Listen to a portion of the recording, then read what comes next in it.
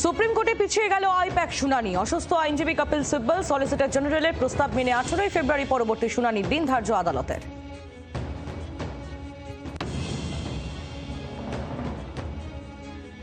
বিকাশ ভবন অভিযান ঘিরে ধুমধুমার, পুলিশ আন্দোলনকারী ধস্তাধস্তি, ধাক্কাধাক্কি, ব্যারিকেড টপকে যাওয়ার চেষ্টা আন্দোলনকারীদের। আজ বিকাশ ভবন অভিযানে পার্শ্ব শিক্ষকরা।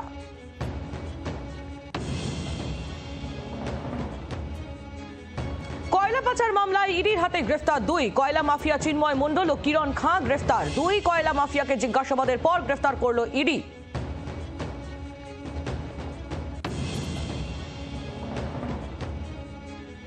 রোদ পোহাচ্ছেন সহায়িকারা, স্কুল ছাড় দিচ্ছে ছাত্রী। কেন খুদে পড়ুয়াদের দিয়ে স্কুল পরিষ্কারের কাজ, পাল্টা সাফাই সহায়িকাদেরও।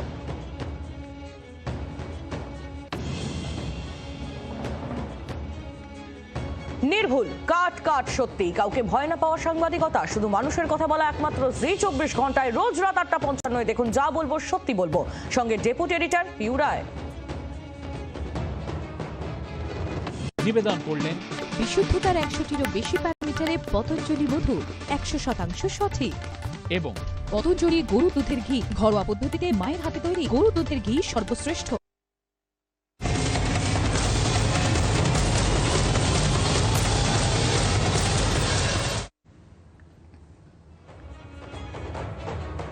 নমস্কার, জি 24 ঘন্টায় আপনাদের সকলকে স্বাগত জানাই। জ্যাকলিবল স্টুডিও থেকে আপনাদের সঙ্গে আমি আহেলি, আর আমার সঙ্গে আমার সহকর্মীরাও রয়েছে। আমি শুরুতেই যে খবরের দিকে নজর রাখবো, হুমায়ুন কবিরের মেয়ের শহরে শ্বশুরের সম্পত্তি বাজেয়াপ্ত করতে ইতিমধ্যেই অ্যাকশনে পুলিশ।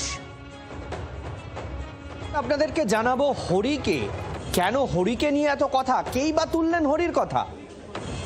আমি নীলাঞ্জন আপনাদের জানাবো, ভোটের আগে আবার উত্তপ্ত ভাটপাড়া, ফের অস্ত্র উদ্ধার হলো ভাটপাড়ায়। আর শুরুতেই যে খবর আমি আহেলি আপনাদের জানাবো, সোমের নির্দেশ আর মঙ্গলেই পুলিশের অ্যাকশন।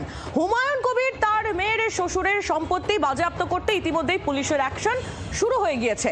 সম্পত্তি বাজেয়াপ্ত করতে অ্যাকশনে এসডিপিও এবং আইসিও। গতকালই শরীফুল ইসলামের 16টি সম্পত্তি বাজেয়াপ্তর নির্দেশ দিয়েছে সংশ্লিষ্ট কর্তৃপক্ষ। মোট 10 কোটি 73 লক্ষ টাকার সম্পত্তি বাজেয়াপ্ত করার নির্দেশ দেওয়া হয়েছে। আর সেই সম্পত্তি বাজেয়াপ্ত করতে আজই পুলিশের অ্যাকশন, সেই ছবিও এই মুহূর্তে আপনারা দেখতে পাচ্ছেন। রীতিমতো পুলিশের অ্যাকশন নজরে পড়ছে, একেবারে সত্তর অ্যাকশন। সোমে যে মামলা, যে ঘটনার নির্দেশ দেওয়া হয়েছে, সেই ঘটনার নির্দেশ কার্যকর করতে মঙ্গলে পুলিশের অ্যাকশন। হুমায়ুন কবির তার মেয়ের শ্বশুর, তার সম্পত্তি বাজেয়াপ্ত করতেই পুলিশের তরফ থেকে এই অ্যাকশন।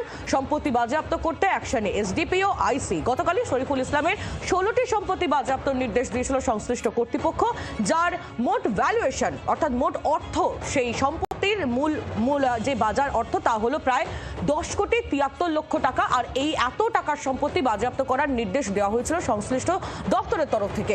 আর সেই সম্পত্তি বাজেয়াপ্ত করতেই আজ পুলিশের একেবারে ভরপুর অ্যাকশন। সেখানে গিয়ে পৌঁছে যান এসডিপিও, পৌঁছে যান আইসিও।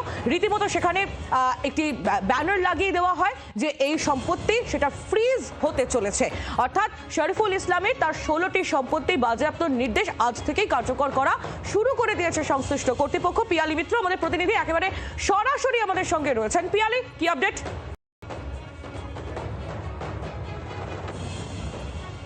একেবারে দেখো, এই মুহূর্তে আমরা চতুর্থ প্রপার্টির সামনে চলে এসেছি।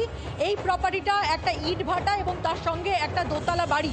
তুমি দেখতে পাচ্ছ ইট ভাটার ছবি আমরা দেখাচ্ছি। বিশাল এলাকা জুড়ে এই ইট ভাটা, যে ইট ভাটাটা শরীফুল ইসলামের ছেলে রায়ান অর্থাৎ হুমায়ুন কবিরের ছেলের নামে, এবং তার সেটা লাগোয়া যে এই বাড়িটা রয়েছে, সেই বাড়িটাও কিন্তু একেবারে শরীফুল ইসলামের ছেলে অর্থাৎ রায়ানের নামে। সেই বোর্ড পুলিশের তরফ থেকে, পুলিশের আধিকারিকরা তারা এখানে পৌঁছেছেন এবং দেখাবো সেই বোর্ডে কি লেখা রয়েছে। রায়ান আলী, এই রায়ান আলী হচ্ছে কবিরের জামাই অর্থাৎ নাজমা সুলতান হাজব্যান্ডের এই জমি, এবং তার সঙ্গে সঙ্গে এই ইটভাটা সহ এই গোটা বাড়ি অর্থাৎ বিশাল এলাকা জুড়ে যে সম্পত্তি তুমি দেখতে পাচ্ছ, সেই বিশাল এলাকা জুড়ে চতুর্থ সম্পত্তি। অর্থাৎ আজকে সকাল থেকে, আজকে দুপুরের পর থেকে পুলিশ আবার একেবারে অ্যাক্টিভ মোডে যে প্রপার্টি ফ্রিজ করার কাজ শুরু করেছে। তার মধ্যে এটা চতুর্থ প্রপার্টি। এই দেখতে পাচ্ছ যে দোতলা বাড়ি, এই বাড়িটাও কিন্তু পুলিশ ফ্রিজ করবে এবং সেই কাজ পুলিশ আধিকারিকরা এখানে ফ্রিজিং যে বোর্ড, সেই বোর্ড লাগানোর কাজ করছে। এবং তার সঙ্গে সঙ্গে তোমাকে ছবি দেখাবো যে ইট কতটা এলাকা জুড়ে, বিশাল এলাকা জুড়ে কিন্তু এই ইট ভাটা, বিস্তীর্ণ এলাকা জুড়ে এই ইট ভাটা। সেই ইটভাটা একটু ক্যামেরা পার্সনকে বলবো আসার জন্য। ইটভাটার এলাকার দেখাবো। এর আগে আমরা যে প্রপার্টিটাতে গিয়েছিলাম সেটা প্রায় 12 থেকে 13 বিঘা জমি। সেই 12-13 বিঘা জমি, সেই জমিটাও রায়ানের নামেই ছিল এবং তার সঙ্গে সঙ্গে তারা কিন্তু এই বাড়ি, এই প্রত্যেকটা প্রপার্টি তারা ফ্রিজ করছে এবং তদন্তকারী অফিসাররা জানাচ্ছেন যে 14টা প্রপার্টি ফ্রিজ করার নির্দেশ হয়েছে। গতকালকে তারা 3টে প্রপার্টি ফ্রিজ করেছিলেন। আজকে প্রত্যেকটা প্রপার্টির মধ্যে তারা আজকে আরও 6টা প্রপার্টি তারা কিন্তু ফ্রিজ করবে এবং আমরা দেখতে পাচ্ছি যে পুলিশের আধিকারিকরা তারা এখানে রয়েছেন এবং সেই আধিকারিকরা তারা এখানে আসার পর তারা সেই প্রপার্টি ফ্রিজিংয়ের যে কাজ সেই কাজ চালাচ্ছে। একেবারে পিয়ালি, তোমার মাধ্যমে সেই ছবি আমরা দেখতে পাচ্ছি। একেবারে গ্রাউন্ড জিরোয় রয়েছেন আমাদের প্রতিনিধি পিয়ালি মিত্র। সোমবার যে নির্দেশ মিলেছিল সেই নির্দেশ কার্যকর করতে আজই একেবারে আসরে পুলিশ। সেই ছবি আপনারা দেখছেন। হুমায়ুন কবিরের মেয়ের শ্বশুর শরীফুল ইসলাম, তার সম্পত্তি বাজেয়াপ্তর প্রক্রিয়া ইতিমধ্যে শুরু হয়েছে। এই মুহূর্তে ইট ভাটায় রয়েছেন আধিকারিকরা এবং সেই সম্পত্তি বাজেয়াপ্তর যাবতীয় প্রক্রিয়া একেবারে দ্রুত গতিতে এগোচ্ছে। আরো একবার পিয়ালির কাছে যাই। পিয়ালি, এই মুহূর্তে ঠিক কি চলছে?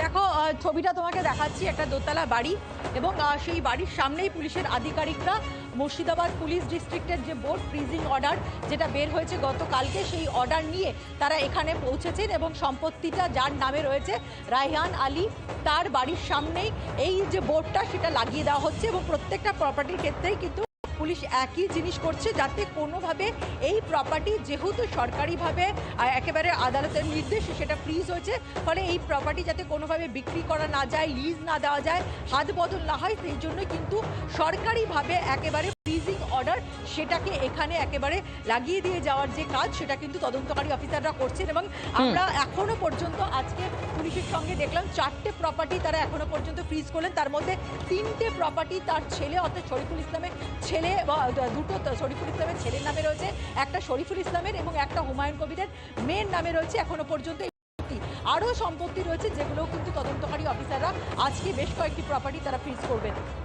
একেবারে পিয়ালি, তুমি নজর রাখো পরিস্থিতির দিকে। ধন্যবাদ তোমায়। একেবারে গ্রাউন্ড জিরো থেকে আমাদের প্রতিনিধি পিয়ালি মিত্র আমাদের সঙ্গে ছিলেন। না, স্বাভাবিকভাবেই এই ঘটনায় রাজনৈতিক তরজাও শুরু হয়েছে। কে কি বলছেন আসুন শোনাই।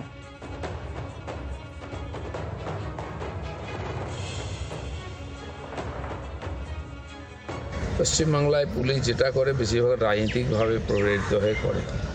তো যদি অন্যায় করে থাকে তো নিশ্চয়ই তার ব্যবস্থা নেওয়া উচিত। কিন্তু হুমায়ুন কবির প্রশ্ন তুলেছেন, আওয়াজ তুলেছেন সরকারের বিরুদ্ধে বলে তার পরিজনের বিরুদ্ধে পুলিশ ঝাঁপিয়ে পড়বে, এটা গণতন্ত্রের মধ্যে হতে পারে। তারা হচ্ছে ড্রাগস ডিলিং এ যুক্ত আছেন। ড্রাগস ডিলিং এর থেকে তো খারাপ কিছু হয় না, সমাজকে নষ্ট করে এই ড্রাগস, তার সঙ্গে যুক্ত আছেন এরা। তাই জন্য যদি কেউ অন্য কথা বলেন তাদের বলবো একটু ভেবে চিনতে বলুন। ড্রাগস নিয়ে ছেলে মানুষই করবেন না। যারা ড্রাগস ডিলার, অন্য অন্য দেশে তাদের গুলি করে হত্যা করা হয়, তাদের নিয়ম তাই। সমাজে এত খারাপ তাদের প্রভাব। এখানে শুধু সম্পত্তি নিচ্ছে, পরে হয়তো জেল হবে। সুতরাং এই নিয়ে আর অন্যভাবে রাজনৈতিক কোনো কার্যকারণ বা রাজনীতিকরণ না করাই ভালো। রাজনৈতিক মহল থেকে প্রতিক্রিয়া উঠে আসছে, আপনাদের সামনে তুলে ধরলাম। কিন্তু যে সোমের নির্দেশ পেয়ে মঙ্গলেই পুলিশের অ্যাকশন, তা নিয়ে প্রাক্তন পুলিশ কর্তা সত্যজিৎ বন্দ্যোপাধ্যায় তিনি কি বলছেন শুনুন এবার। এই টাকা কোনো ড্রাগ থেকে পাওয়া টাকা, সুতরাং এখানে আর কোনো উপায় নেই যে ওই প্রতিহিংসা কিংবা অমুকের জিজ্ঞাসা ওরকম ব্যাপার না। এটা কোর্টে গ্রাহ্য এবং কোর্ট যদি অন্যায় করতো, আমার আপনার নিয়ে যেত, তাহলে তো আমরা বলতাম কোর্ট থেকে ফেরত দিয়ে দিত। কিন্তু এটা ফেরতের কোনো ব্যাপার নেই। এটা এনফোর্সমেন্ট ডাইরেক্টরেট প্রমাণ করে দিয়েছে কোর্টে যে এগুলো ইললিগাল মানি, ইললিগাল ব্যবসা এবং নানা রকম রাজনীতির, নানা রকম পলিটিক্যাল পার্টির নাম করে এরাই এমএলএ হয়, এরাই এমপি হয়, এরাই মন্ত্রী হবে। সুতরাং কিছু করার নেই, ভারতবর্ষ এইভাবেই চলবে। এই খবরের দিকে তো আমাদের নজর অবশ্যই থাকবে। কিন্তু সৌমিত্র খাঁ তিনি ফের একবার খবরের শিরোনামে এসেছেন। কেন? সৈকত থেকে জেনে নিন। একেবারেই আহেলি, কারণ সৌমিত্র খাঁ তিনি এবার বিতর্কিত মন্তব্য করেছেন। তিনি এক জনৈক হরির কথা বলছেন। কে হরি? না, কোনো ঠাকুর দেবতা নয়। তিনি আসলে হরির কথা বলছেন এই কারণে, তিনি বলছেন তৃণমূল যখন বিপদে পড়ে তখনই হরির কাছে দৌড়োয়। কে হরি? কেন এই হরির কথা তিনি হঠাৎ করে বললেন, চলুন এ বিষয়ে আরো বিস্তারিত জানাবো। তার আগে আমি আপনাদের একটু শোনাতে চাই যে সৌমিত্র খা তৃণমূলের বিপদে পড়ে হরির কাছে দৌড়ানো প্রসঙ্গে ঠিক কি বলেছেন, শুনুন। আমি টিএমসি সম্বন্ধে কি বলবো, যখন বিপদে পড়ে তখন হয়তো হরির দুয়ারে ছুটে যায়, আবার ছুটবার চেষ্টা করছে কিনা কে জানে, আবার একটা অভিনয় দেখাবে যে পশ্চিমবাংলার মানুষকে যে ভাই দেখো দেখো আমি সাইন করিনি। তৃণমূল কংগ্রেস কখন কোন ঘাটে জল খায় কি খায় জানি না, তবে এটা ঠিক কথা বাংলার মানুষ তৃণমূলকে হাঁটাবে, বিজেপি তৃণমূলকে হাঁটাবে। এখানে দুটো বিষয় আপনার নিশ্চয় মনে প্রশ্ন উঠছে, এক হরিকে, আর দুই তৃণমূল কোন বিপদে পড়েছে। তিনি যে প্রসঙ্গে কথা বলেছেন, অর্থাৎ সৌমিত্র খা যে প্রসঙ্গে বলেছেন, সে প্রসঙ্গ হচ্ছে যে জ্ঞানেশ কুমার অর্থাৎ দেশের যিনি এই মুহূর্তে নির্বাচন কমিশনার, মুখ্য নির্বাচন কমিশনার, তার ইমপিচমেন্ট করা প্রসঙ্গে আপনারা জানেন যে কংগ্রেস তাকে ইমপিচ করার জন্য ইতিমধ্যেই প্রস্তাব নিয়ে আসছে এবং তৃণমূল কংগ্রেস তারা বলছেন যে না, এখনই আমরা সই করছি না, আমরা 3 দিন দেখতে চাই, ওয়াচ করতে চাই যে এ বিষয়ে স্পিকার কি পদক্ষেপ নেন। এই যে সই না করা তৃণমূলের প্রসঙ্গে, এই প্রসঙ্গেই তিনি এই কথাটি বলেছেন, এটাকে বিপদ বলে বলছেন সৌমিত্র খা, কিন্তু হরিকে সেটা তিনি বোঝাতে চাননি। এবং কেন হরির কাছে তৃণমূল যাবে এ নিয়েও কার্যত ধোঁয়াশা বজায় রাখলেন সৌমিত্র খা, বিজেপির বিধায়ক, বিজেপির সাংসদ সৌমিত্র খা। তৃণমূলের অনাস্থায় সই না করা প্রসঙ্গে এই মন্তব্য। শতরূপ ঘোষ আমাদের সঙ্গে এই মুহূর্তে টেলিফোন লাইনে রয়েছেন। শতরূপ, আর দুটো বিষয় এখানে খুব ইম্পর্টেন্ট সৌমিত্র খায়ের মন্তব্য। এক হচ্ছে হরিকে, কোন হরির কাছে তৃণমূল যাচ্ছে এটা তিনি স্পষ্ট করেননি, আর সই না করাকে তিনি বলছেন এটা বিপদ। দেখুন, উনি তো ঠিকই বলেছেন, তৃণমূল বিপদে পড়লেই হরির কাছে যায়। আর এই হরিও খুব জাগ্রত হরি, কখনো তৃণমূলকে ফেরান না। তৃণমূল চাকরি চুরি করে সারদায় নারদায় কয়লা চুরির কেসে যখন যেখানে ভেসেছে বিজেপি নামক এই হরি ঠাকুরের কাছে গেছে এবং ওই কথাই আছে, রাখে হরি মারেকে। বিজেপির হাত তৃণমূলের মাথার উপর আছে, মমতা অভিষেকের মাথার উপর আছে। তাই হাজার বিরোধীরা হাজার মিটিং মিছিল করে হাজারবার তৃণমূলের নেতাদের গ্রেপ্তারি দাবি করেও চোরগুলো বুক ফুলিয়ে ঘুরে বেড়াচ্ছে, এদের কোনোদিন কোনো অসুবিধা হয়নি। তার বদলে যখন যখন দরকার হয়ে যায় তৃণমূল পার্লামেন্টের মধ্যে হয় হাত তুলে অথবা পার্লামেন্ট থেকে ওয়াকআউট করে বিজেপির আনা বিভিন্ন বিলকে পাশ করিয়ে দিয়েছে। এই আমরা 2014 সাল থেকে দেখে আসছি।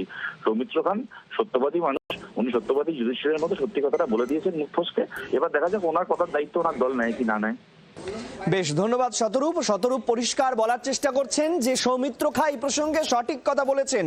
আসলে এক্ষেত্রে শতরূপের বক্তব্য শুনে মনে হচ্ছে এক্ষেত্রে হরি তিনি বিজেপির কথা বলতে চেয়েছেন, অর্থাৎ তৃণমূল বিপদে বললে বিজেপির শরণাপন্ন হয়।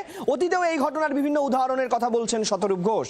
অর্থাৎ এক্ষেত্রে যে বিষয়টি বারবার করে সামনে উঠে আসার চেষ্টা করছে যে কোথাও কংগ্রেসের সঙ্গে একসঙ্গে না চলে সেক্ষেত্রে কোথাও বিজেপিকে সুবিধা পাইয়ে দেওয়ার চেষ্টা করছেন। অর্থাৎ এসআইআর সহ বিভিন্ন ইস্যুতে নির্বাচন কমিশনারের বিরুদ্ধে তৃণমূল কংগ্রেস যে অভিযোগ, আদালতে যুদ্ধ পর্যন্ত চলছে, এই সবটাকেই আইওয়াশ বলে কার্যত বলার চেষ্টা করলেন শতরূপ ঘোষ।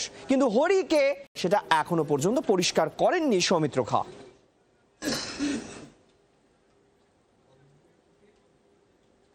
আর এই প্রসঙ্গে আপনাদের অবশ্যই শোনাতে হচ্ছে যে বিরোধীদের কথা বললেও তৃণমূল কিন্তু এই মুহূর্তে একেবারে সুর সব তুলে রেখেছেন জ্ঞানেশ কুমার প্রসঙ্গে। আজকেও অভিষেক বন্দ্যোপাধ্যায় জ্ঞানেশ কুমার প্রসঙ্গে কি বলেছেন শুনুন। জ্ঞানেশ কুমারের বিরুদ্ধে ইমপিচমেন্ট মোশন আনিনি, আমরা তো 3 মাস আগে মানতে পারতাম। কংগ্রেস বলেছিল আনার কথা, আপনাদের মনে আছে। আমরা প্রত্যেকটা এভিনিউ এক্সপ্লোর করেছি, আমরা গেছি, বৈঠক করেছি, প্রতিবাদ করেছি। মুখ্যমন্ত্রী 6টা চিঠি দিয়েছে, আমাদের ডেলিগেশন সিইও অফিস থেকে শুরু করে এখানে গত 3 মাসে নেই করে 100 থেকে 150 চিঠি জমা করেছে, কোনো সদুত্তর আমরা পাইনি। এখন লাস্ট রিসোর্ট কি? ইমপিচমেন্ট। তো নো কনফিডেন্স সাইন করতে তৃণমূলের কোনো অসুবিধা নেই। আমরা চাই 3 দিন সময় দিয়ে, আজকে মঙ্গলবার, মঙ্গল বুধ বৃহস্পতি আপনি স্পিকারকে সময় দিন। স্পিকার যদি কোনো রকম কোনো ব্যবস্থা না নেয়, শুক্রবার আপনি ইমপিচমেন্ট মোশন, শুক্রবার আপনি নো কনফিডেন্স আনুন, তৃণমূলের 28 জন এমপি সাইন করবে রেজলিউশনে, কোনো অসুবিধা নেই। উপরাষ্ট্রপতি জগদীপ ধনকে রাতারাতি মত পছন্দ না হওয়ায় সরিয়ে দিয়েছিল বিজেপি, কিন্তু তৃণমূল সেই বিষয়ে বিশ্বাস করে না। তিনি বলছেন, অভিষেক বন্দ্যোপাধ্যায় বলছেন, এখানেই তো বিজেপির সঙ্গে তৃণমূলের ফারাক। তারা স্পিকারকে, ওম বিড়লাকে সময় দিতে চান, জ্ঞানেশ কুমার ইমপিচমেন্ট প্রসঙ্গে সময় দিতে চান। এই কথা প্রসঙ্গে অভিষেক বন্দ্যোপাধ্যায় এক্স্যাক্টলি কি বললেন শুনুন।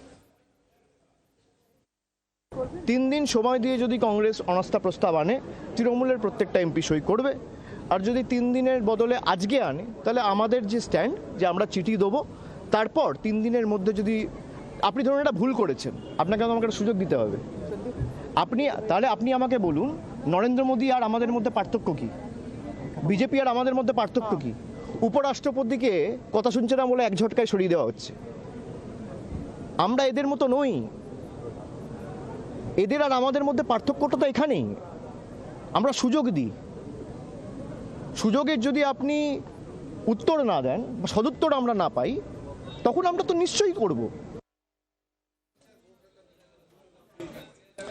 রাজীব চক্রবর্তী আমাদের প্রতিনিধি এই মুহূর্তে আমাদের সঙ্গে সরাসরি রয়েছেন। রাজীব, বিরোধীরা বলছেন যে তৃণমূল কংগ্রেস বিজেপিকে সুবিধা পাইয়ে দেওয়ার চেষ্টা করছে, সিপিএম সহ কংগ্রেস তারা এই কথা বলছেন, কিন্তু যেটা গুরুত্বপূর্ণ পয়েন্ট যে অভিষেক বন্দ্যোপাধ্যায় পরিষ্কার বুঝিয়ে দিতে চাইছেন কংগ্রেস এটা নিয়ে খুব দ্রুততার সঙ্গে এগোতে, ইমপিচমেন্ট নিয়ে তিনি বা তার দল তৃণমূল কংগ্রেস একটু ধীরে চলো নীতি নিচ্ছেন, তারা দেখে নিতে চাইছেন স্পিকার কি করেন।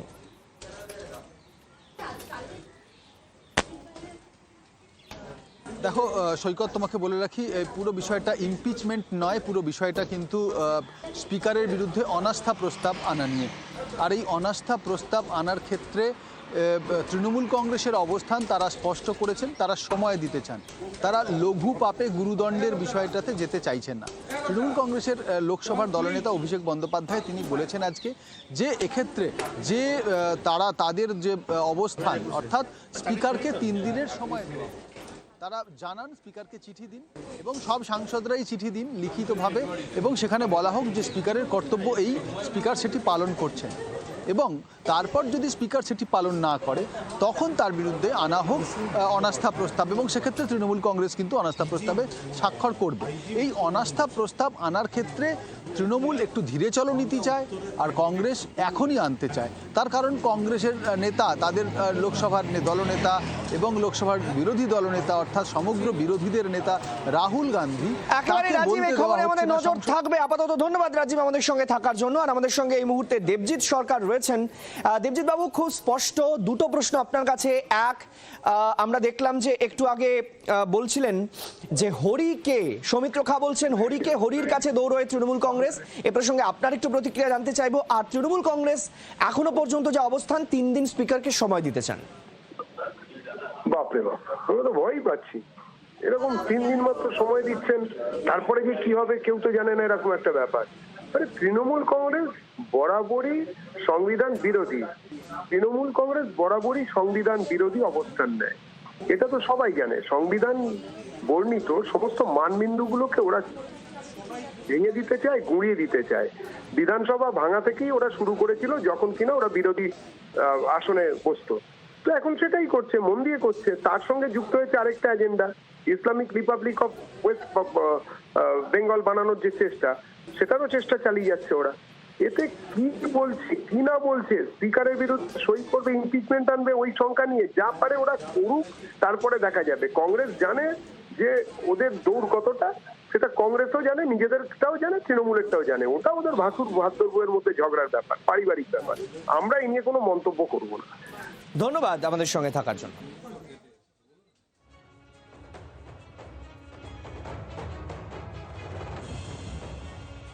আর এবার আমি চলে যাব ভাটপাড়ায়। ভাটপাড়া কেন উত্তপ্ত, নীলাঞ্জনা বলবে। একদমই সৈকত, যেমনটা আমরা দেখছিলাম যে হরিকে কিংবা তৃণমূলের অনাস্থায় সই না করা নিয়ে সংসদ চত্বরে রাজনৈতিক তরজা চলছে। আর এবার ভাটপাড়াতেও রাজনীতির উত্তাপ, কারণ আবারও অস্ত্র উদ্ধার হয়েছে। গত কয়েকদিন যদি দেখা যায়, গত কয়েকদিন পিছনে যদি যাওয়া যায়, 15টি আগ্নেয়াস্ত্র, এই নিয়ে 21 রাউন্ড গুলি উদ্ধার হলো। আবারও ভাটপাড়ায় অস্ত্র উদ্ধার হলো এবং আবারও অস্ত্রসহ গ্রেফতারিও হলো। কিন্তু প্রশ্ন যেখানে, এত অস্ত্র আসছে কোথা থেকে? সামনে নির্বাচন রয়েছে, তার আগে এই যে বারবার করে অস্ত্র উদ্ধার হচ্ছে, তার কারণ কি? প্রশাসনের ভূমিকা কি? রাজনৈতিক তরজাও শুরু হয়েছে। আমরা আপডেট নেব, বরুণ সেনগুপ্ত রয়েছেন প্রতিনিধি আমাদের সঙ্গে। বরুণ, আবারও ভাটপাড়ায় অস্ত্র উদ্ধার, কি তথ্য রয়েছে? একেবারেই দেখো, ভাটপাড়ায় আবারও অস্ত্র উদ্ধার, এবং এই নিয়ে 15টি অস্ত্র উদ্ধার করলো কিন্তু থানা শুধুমাত্র 1 মাসের মধ্যে 15টি অস্ত্র এবং 19 রাউন্ড গুলি, গ্রেপ্তারও 14 জন। এটা নিয়ে কিন্তু প্রশ্ন উঠতে আরম্ভ করেছে, সামনে ভোট। আর জানো, ভাটপাড়া মানেই ভোট আসলেই একটা অশান্তির বাতাবরণ তৈরি হয়, যেটা এই নিয়ে রাজনৈতিক যেমন তরজা শুরু হয়েছে, তৃণমূলের তরফ থেকে, বিজেপির তরফ থেকে বলা হচ্ছে যেহেতু ভোট আসছে সেহেতু কিন্তু আগ্নেয়াস্ত্র মজুত করার জন্য এই ধরনের আগ্নেয়াস্ত্র মজুত করা হচ্ছে। অপরদিকে কিন্তু সরাসরি সোমনাথ শ্যাম জগদ্দল বিধায়ক, তিনি কিন্তু অর্জুন সিং এর দিকে তীর টানছেন, বলছেন অর্জুন সিং তিনিও আগ্নেয়াস্ত্র আনেন এবং মারান এবং এই আগ্নেয়াস্ত্র বোমা বারুদ আনেন। এই নিয়ে যেমন একদিকে রাজনৈতিক তরজা শুরু হয়েছে, অপরদিকে এত অস্ত্র আসছে কোথা থেকে, এই প্রশ্নও কিন্তু এলাকার বাসিন্দারা তুলছেন। তারা অনেকে ভীত সন্ত্রস্ত। তার কারণ হিসেবে তারা বলছেন যে এইভাবে আগ্নেয়াস্ত্র যদি আসতে থাকে আবারও ভাটপাড়া যে উত্তপ্ত হবে, এটা বলার জায়গা থাকছে। বরুণ, ধন্যবাদ।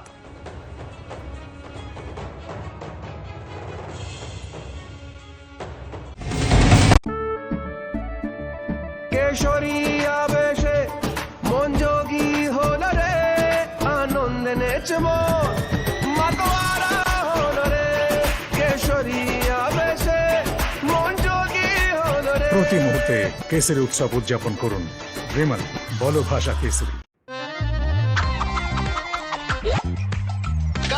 आप कट लो। नेक्स्ट कब मिलेगा हमारा चैंपियन?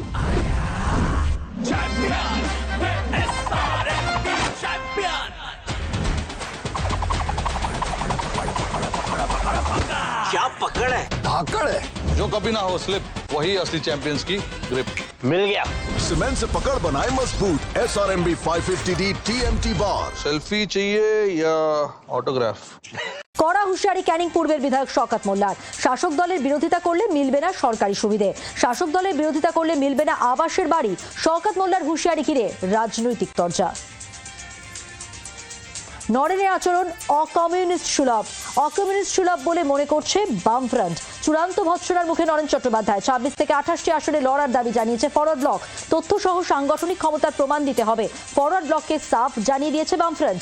আলিমুদ্দিনের ফরওয়ার্ড ব্লকের সঙ্গে দ্বিপাক্ষিক বৈঠকে বসে সিপিএম। সূত্রের খবর, সেখানেই বামফ্রন্ট নেতৃত্বে প্রবল ধমকের মুখে পড়েন নরেন চট্টোপাধ্যায়। সিপিএমকে পাল্টা খোঁচা কংগ্রেসের। বামেদের খোঁচা প্রদেশ কংগ্রেস সভাপতির। ভোটে জিততে যার তার হাত ধরবো, এটা কি নির্বাচনী বহুত্ববাদের লক্ষণ? সিপিএমকে খোঁচা দিয়ে মন্তব্য শুভঙ্করের। শ্রেণী সংগ্রামের পাঠ নিতে হবে শুভঙ্করের কাছে। সবার কাছ থেকে সবকিছু নেওয়া যায় না, অনেক বেশি বুঝে গিয়েছে, বেশি বোঝার দরকার নেই। অধীর সভাপতি হিসেবে উতরে গিয়েছেন, কিন্তু শুভঙ্কর সরকারকে সরাসরি কটাক্ষ সুজনের। মমতা বন্দ্যোপাধ্যায়ের প্রশংসায় মানিক সরকার। তৃণমূল সুপ্রিমোকে প্রশংসায় ভরালেন ত্রিপুরার প্রাক্তন মুখ্যমন্ত্রী। সুপ্রিম কোর্টে মমতা বন্দ্যোপাধ্যায়ের লড়াই কার্যকরী লড়াই, নির্দিষ্টভাবে 5-6টি পয়েন্ট তুলে ধরেছেন বাংলার। আমরা কাল সুপ্রিম কোর্টের নির্দেশের দিকে তাকিয়ে রয়েছি, মন্তব্য ত্রিপুরার প্রাক্তন মুখ্যমন্ত্রী মানিক সরকারের। 26-এর ভোটে কি মিমকে ফ্রেন্ড রিকোয়েস্ট পাঠাবে বাম? মিমের কার্য সভাপতি ইমরান সোলাঙ্কির কথা জল্পনা। সিপিএম এর তরফ থেকে ফোন এসেছিল। মালদা মুর্শিদাবাদের যোগদান চলছে, যোগদান পর্ব মেটার পর আলোচনা। দাবি মিমের রাজ্য সভাপতি ইমরান সোলাঙ্কির। আর এরকম কেউ ফোন করেছে বলে জানা নেই। পাল্টা দাবি সিপিএম এর রাজ্য সম্পাদক মোহাম্মদ সেলিমের। 26-এ প্রত্যাবর্তনে সুপার কনফিডেন্ট মন্ত্রী অরূপ বিশ্বাস। আমরা আবার আসিব ফিরে, মন্তব্য অরূপ বিশ্বাসের। মমতা বন্দ্যোপাধ্যায়ের নেতৃত্বে 250টি আসন নিয়ে ফিরব, 26-এ ফিরে আসার বিষয়ে আত্মবিশ্বাসী অরূপ বিশ্বাস। রিসরা মেলা থেকে আচার কিনে কল্যাণের হুঁশিয়ারি। 26-এর পর অস্তিত্ব থাকবে না বঙ্গ বিজেপির। বিজেপিকে চার্জশিট দিয়ে দিয়েছে সাধারণ মানুষ। রিসরা মেলা থেকে প্রধানমন্ত্রী সহ বিজেপি সরকারকে নিশানা শ্রীরামপুরের তৃণমূল সাংসদের। শান্তিপুরে জগন্নাথ সরকারের নামে পোস্টার ঘিরে চাঞ্চল্য। শনিবার রাতে শান্তিপুর শহর জুড়ে জগন্নাথ সরকারকে গদ্দার বলে পোস্টার পড়ে। কেন্দ্রীয় মন্ত্রী গিরিরাজ সিং আসার আগে এই পোস্টারে তুঙ্গে রাজনৈতিক চাপানুতর। বিজেপি নিশানায় তৃণমূল। অন্ধকার জগতের লোক অন্ধকারে পোস্টার মেরেছে, দাবি রানাঘাটের সাংসদ জগন্নাথ সরকারের, যদিও অভিযোগ উড়িয়েছে তৃণমূল। ভোটের বছরে ভাঙড়ের তুঙ্গে বাগযুদ্ধ। দক্ষিণ 24 পরগনার 31-এ 31 করার ডাক দিয়েছিলেন অভিষেক বন্দ্যোপাধ্যায়। সেই সুরেই আইএসএফকে হুঙ্কার। শওকত মোল্লার সন্ত্রাসী রাজত্ব করছেন নওশাদ সিদ্দিকী। ভাঙড় থেকে কোটি কোটি টাকা তুলেছে আইএসএফ। 26-এর ভোটের পর সন্ত্রাস মুক্ত হবে ভাঙড়, চ্যালেঞ্জ ক্যানিং পূর্বের তৃণমূল বিধায়কের। সুপ্রিম কোর্টে আইপ্যাক মামলায় রাজ্যের সুরেই উত্তর প্রাক্তন ডিজিপির ইডির অভিযোগের ভিত্তিতে উত্তর রাজীব কুমারের। ইডির কাছে দলের তথ্য নেওয়ার অনুরোধ করেন মমতা বন্দ্যোপাধ্যায়। ইডি আধিকারিকরা সেটা নিতে বাধা দেননি। তারপর সেখান থেকে চলে যান মমতা বন্দ্যোপাধ্যায়। সুপ্রিম কোর্টে জানিয়েছেন প্রাক্তন ডিজি রাজীব কুমার। ঘুষ না দেওয়ায় আবাস থেকে বঞ্চনা, পাঁশকুড়ায় বঞ্চিত একাধিক সংখ্যালঘু পরিবার। তৃণমূল নেতার বিরুদ্ধে ঘুষ নেওয়ার অভিযোগ, টাকা দিতে না পারায় তালিকা থেকে নাম বাদ। অবশেষে আদালতে আত্মসমর্পণ আক্তার আলীর। আক্তারের জেল হেফাজতের আবেদন সিবিআইয়ের আইনজীবীর। অসুস্থতার কারণ দেখিয়ে জামিনের আবেদন আক্তারের আইনজীবীর। বাংলার আওয়াজ, বাঙালির আবেগ, জি 24 ঘন্টা।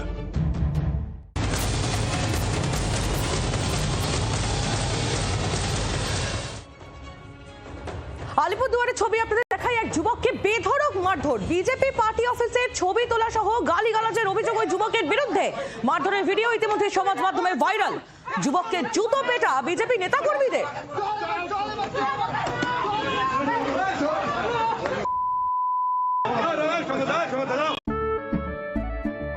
কেশরী আবেশে মন যোগী হল রে, আনন্দে নেচে মন মাতোয়ারা হল রে।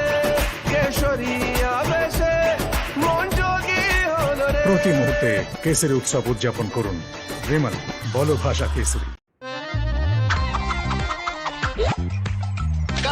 आप कट लो। नेक्स्ट कब मिलेगा हमारा चैंपियन?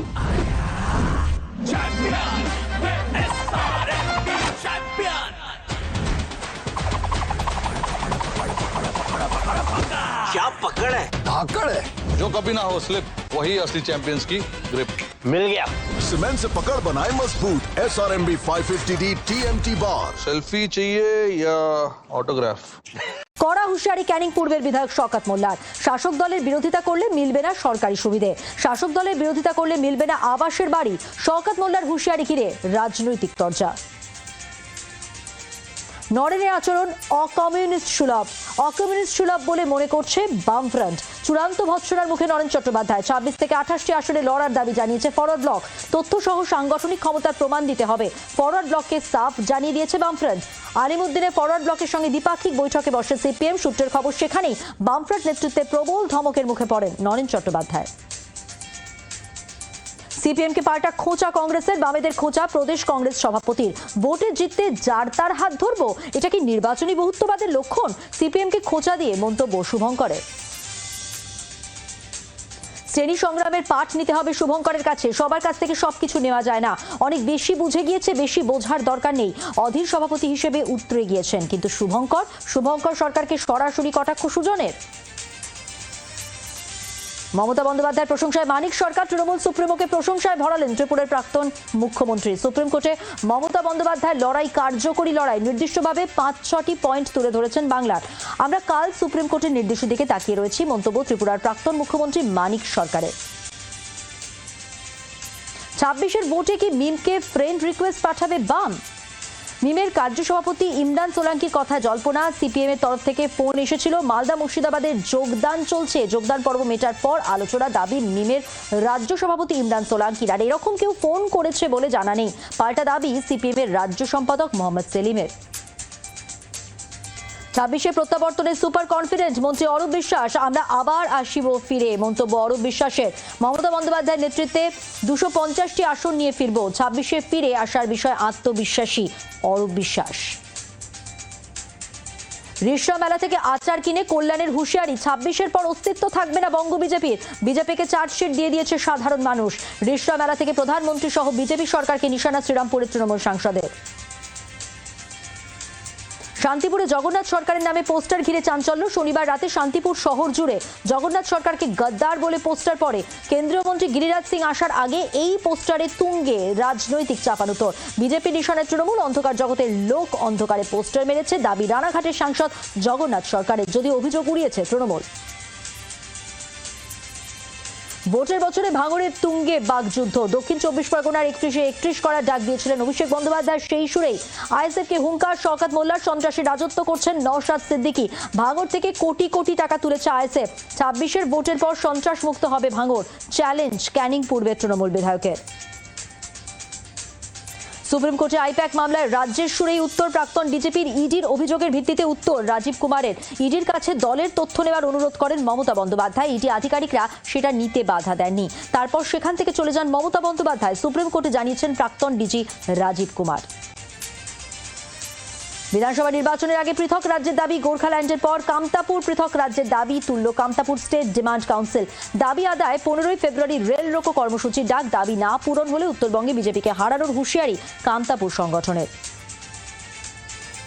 পূর্ব বর্ধমানের 2 বিধানসভার চার্জশিট প্রকাশ বিজেপির। বর্ধমান উত্তর ও মন্তেশ্বর বিধানসভার চার্জশিট প্রকাশ করলেন লকেট চট্টোপাধ্যায়। চার্জশিটে তৃণমূলের একাধিক দুর্নীতির অভিযোগ বিজেপির। পূর্ব বর্ধমানের দলীয় কার্যালয় সাংবাদিক বৈঠক করে গেরুয়া শিবির। বিজেপির চার্জশিট নিয়ে বর্ধমানে তুঙ্গে রাজনৈতিক চাপানুতর। কড়া হুঁশিয়ারি ক্যানিং পূর্বের বিধায়ক শওকত মোল্লার। শাসক দলের বিরোধিতা করলে মিলবে না সরকারি সুবিধে। শাসক দলের বিরোধিতা করলে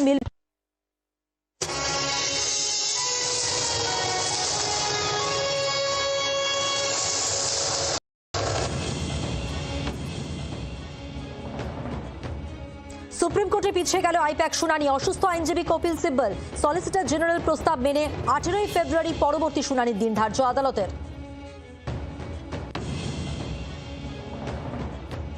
বিকাশ ভবন অভিযান ঘিরে ধুমধুমার। পুলিশ আন্দোলনকারী ধস্তাধস্তি ধাক্কাধাক্কি। ব্যারিকেড টপকে যাওয়ার চেষ্টা আন্দোলনকারীদের। আজ বিকাশ ভবন অভিযানে পার্শ্ব শিক্ষকরা।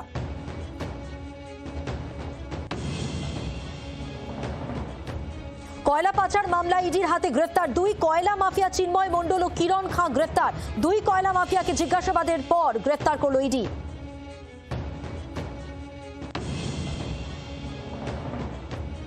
রোদ পোহাচ্ছেন সহায়িকারা। স্কুল ঝাড় দিচ্ছে ছাত্রী। কেন খুদে পড়ুয়াদের দিয়ে স্কুল পরিষ্কারের কাজ? পাল্টা সাফাই সহায়িকাদের।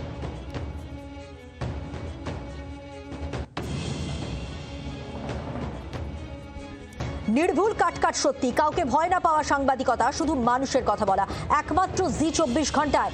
রোজ রাত 8:55 দেখুন যা বলবো সত্যি বলবো। সঙ্গে ডেপুটি এডিটর পিউ রায়।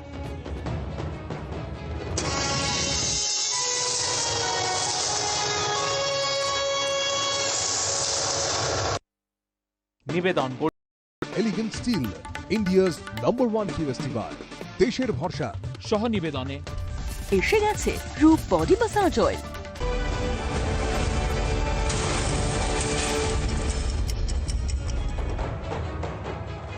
শুরু করছি দুপুরের বাছাই আপনাদের সঙ্গে আমি মধুবন্তী। শুরু খবরে নজর রাখবো। কয়লা পাচার মামলায় ইডির হাতে গ্রেফতার 2 কয়লা মাফিয়া চিন্ময় মণ্ডল ও কিরণ খাঁ গ্রেফতার। ধৃতদের 18 ফেব্রুয়ারি পর্যন্ত ইডি হেফাজতের নির্দেশ দেওয়া হয়েছে। চিন্ময় মণ্ডল ও কিরণ খাঁ দুজনেই আসানসোল কলিয়ারি এলাকায় কয়লা ব্যবসার সঙ্গে যুক্ত। কয়লা পাচার মামলায় গতকাল তাদের তলব করা হয়। তলব করা হয়েছিল বুদবুদের ওসি মনোরঞ্জন মণ্ডলকেও তলব করা হলো। ইডি তলবে হাজিরা দেননি বুদবুদের ওসি। কোনো রিপ্লাই করা হয়নি। ইডি সূত্রে এমনটাই জানা যাচ্ছে। ফের নোটিশ পাঠানো হবে ওসি কে এবং বুদবুদকে, এমনটাই জানানো হয়েছে। বুদবুদ থানা থেকে এই খবর পাওয়া যাচ্ছে। এবং আরো একবার জানিয়ে রাখবো, এই ঘটনায় দুজনকে গ্রেফতার করা হয়েছে। কয়লা পাচার মামলায় ইডির হাতে গ্রেফতার 2 কয়লা মাফিয়া চিন্ময় মণ্ডল ও কিরণ খাঁ গ্রেফতার। ধৃতদের 18 ফেব্রুয়ারি পর্যন্ত ইডি হেফাজতের নির্দেশ দেওয়া হয়েছে। গতকালই হাজিরা দেননি বুদবুদের ওসি। কয়লা পাচার মামলায় তাকে তলব করা হয়। 18 ফেব্রুয়ারি পর্যন্ত যে দুজনকে গ্রেফতার করা হয়েছে তাদের হেফাজত। কয়লা পাচার মামলায় গতকাল তলব করা হয়েছিল বুদবুদের ওসি মনোরঞ্জন মণ্ডলকে। তলব করা হলো। ইডি তলবে হাজিরা দেননি বুদবুদের ওসি। কোনো রিপ্লাই করা হয়নি তার পক্ষ থেকে, এমনটাই সূত্র মারফত খবর। ফের নোটিশ পাঠানো হবে ওসিকে।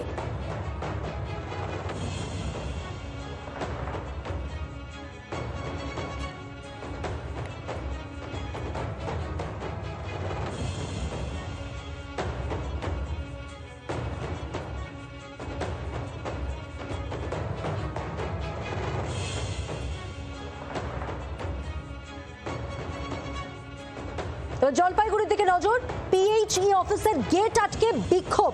সেই বিক্ষোভের ছবি আপনাদের দেখাবো, যেখানে বলা হচ্ছে বকেয়া বিল মেটাতে হবে। বকেয়া বিল মেটানোর দাবি বিক্ষোভ ঠিকাদারদের। ঠিকাদাররা যেটা দাবি করছেন যে বকেয়ার পরিমাণ প্রায় 300 কোটি, আর বকেয়া না মেটালে পিএইচির কাজ না করার হুঁশিয়ারি।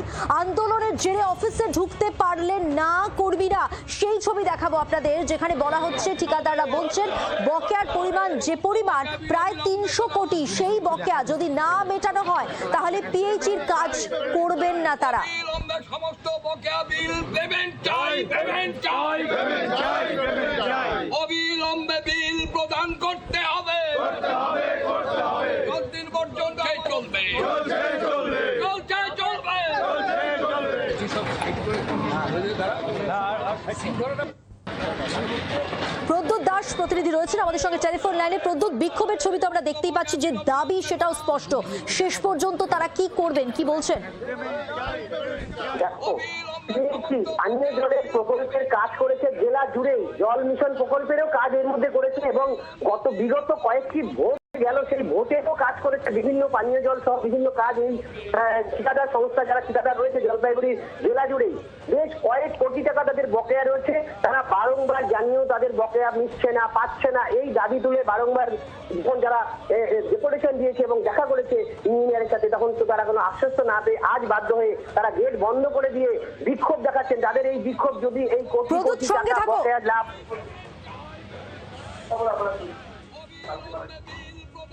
কিন্তু কবে থেকে তারা পাবে সেটার মধ্যে একটু মানুষকে জানিয়ে দেওয়া আপনাদের মাধ্যমে, সেটার জন্যই আজকে এটা করা।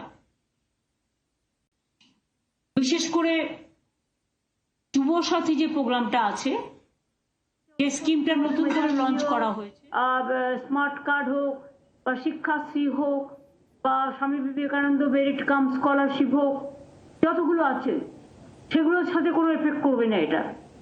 কিন্তু অন্য কোনো স্কিমে যদি তারা টাকা না পায় তাহলে তারা 1,500 টাকা করে আগামী 5 বছর পাবে। তারপরে আবার রিভিউ হবে যতদিন তারা চাকরি না পাচ্ছে।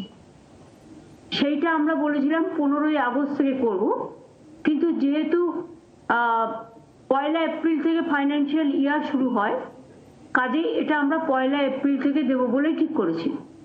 কিন্তু তার আগে আমাকে তো অ্যাপ্লিকেশন জমা নিতে হবে। সেই জন্য আমরা যেটা প্ল্যান করেছি, সমস্ত ডিপার্টমেন্টের সেক্রেটারি আছে, চিফ সেক্রেটারি মনোজ পন্ত, অমিত মিত্র সহ, ফাইন্যান্স সেক্রেটারি সহ সবাই আছে। যেটা আমরা প্ল্যান করেছি যে আমরা কাগজে অ্যাডভার্টাইজমেন্ট করব এবং আমরা প্রত্যেকটা অ্যাসেম্বলি বয়েসে, যেহেতু এখন এসআইআর নিয়ে সবাই ব্যস্ত, সেই টিমকে তো তোলা যাবে না, কাজেই অ্যাসেম্বলি ওয়াইজে 294টা কেন্দ্রে আমরা 294টা ক্যাম্প তৈরি করব। সেই ক্যাম্পে ওই দুয়ারে সরকারের মতো, সেই ক্যাম্পে বিশেষ করে এক ক্যাম্পে 3টে ডিপার্টমেন্ট থাকবে। একটা হচ্ছে ইউথ অ্যান্ড স্পোর্টস, যুব সাথীদের জন্য। 2 হচ্ছে আমাদের এগ্রিকালচারের, বিশেষ করে ক্ষেত মজদুর যারা আছেন, মানে ভূমিহীন। আমরা কৃষক বন্ধুদের 2 লাখ টাকা করে দিই মরে গেলে, এবং এমনি ক্রপ ইন্স্যুরেন্স দিই আমরা বছরে 10,000 টাকা করে দিই যার 1 একরেরও বেশি জমি আছে, এবং যাদের 1 কাঠাও জমি আছে তারা 4,000 টাকা করে অলরেডি পায়। এবং বিশেষ করে 2টো স্কিম নেওয়া হয়েছে, যেটা হচ্ছে ক্ষেত মজদুরদের, ওই ক্যাম্পেসের নামটা লেখাতে হবে, ক্ষেত মজদুর মানে ভূমিহীন, যারা ভূমিহীন চাষি অথচ ভূমিতে চাষ করে, তাদের বছরে 2 বার 2,000 টাকা করে দেওয়া হবে। যেটা এখানে 1 কাঠা জমিও যারা আছে তাকেও 4,000 টাকা দেওয়া হয় দুবারে, খরিফ মরশুম আর রবি মরশুম। তাছাড়াও মাইনর যারা 1,500 টাকার মধ্যে বা ম্যাক্সিমাম 2,000 টাকা পর্যন্ত পে করে for irrigation water or shallow tube well, যেটা ওরা পাওয়ার ডিপার্টমেন্টকে দিত, সেটাও ওদের ফ্রি করে দেওয়া হচ্ছে। সেইটাকে আমরা উইথড্র করছি। প্রাইভেটে যারা করে আমরা তো তার সম্বন্ধে বলছি না, কারণ তারা তাদের মধ্যে স্বাধীন বিজনেস করছে। আমরা যারা আমাদের কাছে দরখাস্ত করবে 2,000 টাকার লিমিটের মধ্যে, আমরা তাদের জন্য এগ্রিকালচারাল ডিপার্টমেন্টে লোক থাকবে, যুবসাথী যুব ডিপার্টমেন্ট থাকবে, এগ্রিকালচার ডিপার্টমেন্ট থাকবে, আর মাইনর ইরিগেশন অ্যান্ড পাওয়ার, কারণ এই টাকাটা পাওয়ার ডিপার্টমেন্ট নিত। সুতরাং পাওয়ার ডিপার্টমেন্টের যে জল তুলতে যে খরচাটা হতো, শ্যালো পাম্প বা নানা রকম ব্যাপার আছে, সেই টাকাটা পাওয়ার ডিপার্টমেন্ট নেবে না। সুতরাং পাওয়ার ডিপার্টমেন্ট আর মাইনর ইরিগেশন, এই দুটো ডিপার্টমেন্ট, এই চারটে ডিপার্টমেন্টে 4 জন করো, 4 জন করে থাকবেন এবং 4 জন করে প্রত্যেকটা অ্যাসেম্বলি কনস্টিটিউয়েন্সিতে একটা দুয়ারে সরকারি 4টে ডিপার্টমেন্টের জন্য একটা অ্যাসেম্বলিতে একটাই ক্যাম্প হবে।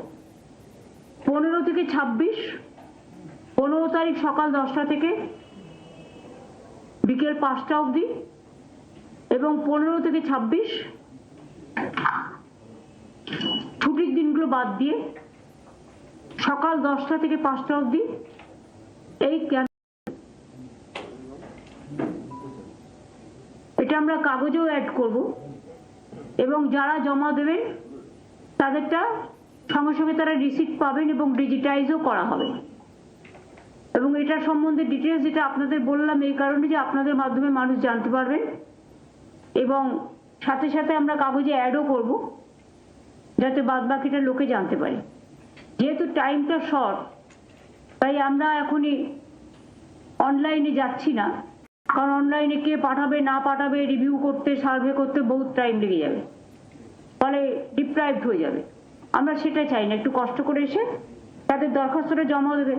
আর আমাদের কাছে তো ডকুমেন্ট আছে, আমাদের কাছে এডুকেশন স্কলারশিপের সব লিস্ট আছে, লক্ষ্মী ভান্ডারের লিস্ট আছে, কৃষক বন্ধুর লিস্ট আছে। যারা অলরেডি পায় একমাত্র স্কলারশিপ ছাড়া, তারা তো অলরেডি পাচ্ছে, তাদেরটা নয়। এটা হচ্ছে এই 3টে সেকশন বিশেষ করে এদের জন্য। এইটাই আমাদের বলার ছিল। 19শে মার্চ থেকে রমজান মাস শুরু হবে। সবাইকে শান্তি শৃঙ্খলা সম্প্রীতির সাথে বাংলার যেটা ঐতিহ্য, সবাইকে রমজান মুবারক জানাবো। তারপরে আমাদের হোলি আছে, হোলি মিলনও আমরা করব এবং হোলিও যাতে শান্তিতে কাটে সবাইকে আবেদন করব। তারপরে পরপর উৎসব আছে, ঈদ আসবে, তারপরে বড় আমাদের পয়লা বৈশাখ আসবে, রামনবমী আসবে, অন্নপূর্ণা পুজো আসবে, সেগুলো যেমন হয় হতে থাকবে। আর তাতে যদি ইলেকশনও চলে, ইলেকশনও চলবে, সবকিছুই একসাথে হবে, কোনো অসুবিধে নেই। এইটুকুই আপনাদের কাছে আজকে আমাদের বলার ছিল। কনসার্ন ডিপার্টমেন্টগুলোকে ডেকে নেওয়া হয়েছে।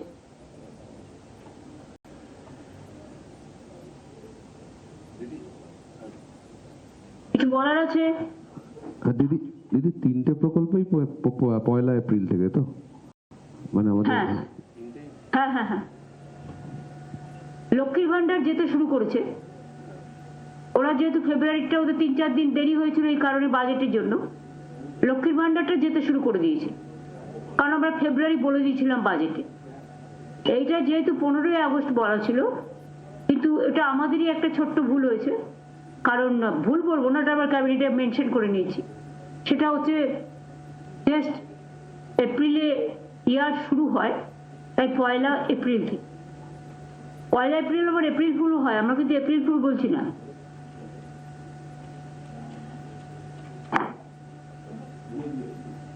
একটা প্রশ্ন করতে পারি?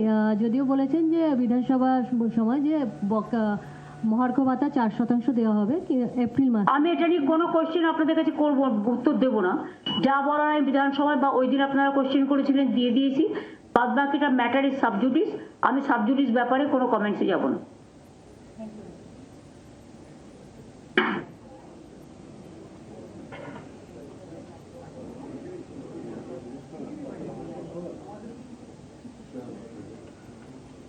তাহলে সরি, আপনাদের সবাইকে ডিস্টার্ব করলাম। অলওয়েজ আপনাদের কোঅপারেশন পাই।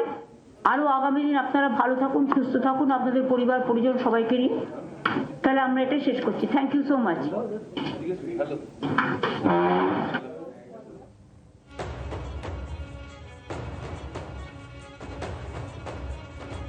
সাংবাদিকদের মুখোমুখি হয়েছিলেন মুখ্যমন্ত্রী মমতা বন্দ্যোপাধ্যায়। তার বক্তব্য তিনি বললেন এবং তার সঙ্গে কিছু প্রকল্পের কথা উল্লেখ করলেন। এবার চোখ রাখবো অভিযান ঘিরে যে ধুন্ধুমার পার্শ্ব শিক্ষকদের বিকাশ ভবন, সেই ছবি আপনাদের দেখাবো। পুলিশ আন্দোলনকারী ধস্তাধস্তি, ধাক্কাধাক্কি, ব্যারিকেড টপকে যাওয়ারও চেষ্টা করেন আন্দোলনকারীরা।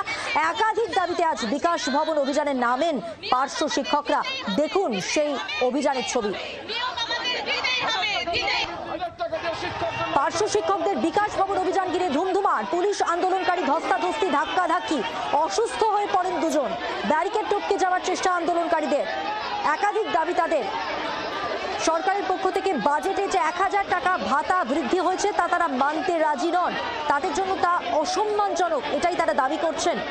তারা ফিরিয়ে দিতে চান 1000 টাকা ভাতা, তারা মানবেন না। পুলিশের সঙ্গে ধাক্কাধাক্কি, ধস্তাধস্তিতে অসুস্থ হয়ে পড়েন আন্দোলনকারীরা। যেমনটা বলছিলাম আপনাদের, বিকাশ ভবন চত্বরের ছবি, সেই মুহূর্তে যে অশান্তির পরিস্থিতি তৈরি হয়েছিল সেই ছবি দেখাচ্ছি আপনাদের।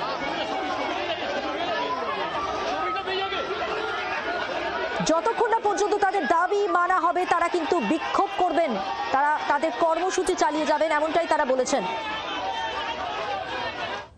A day which is ideally meant for clarity, renewal of purpose and moral responsibility. Yet, sir, this budget offers none of these. It does not heal the economy. Rather, this budget curates headlines.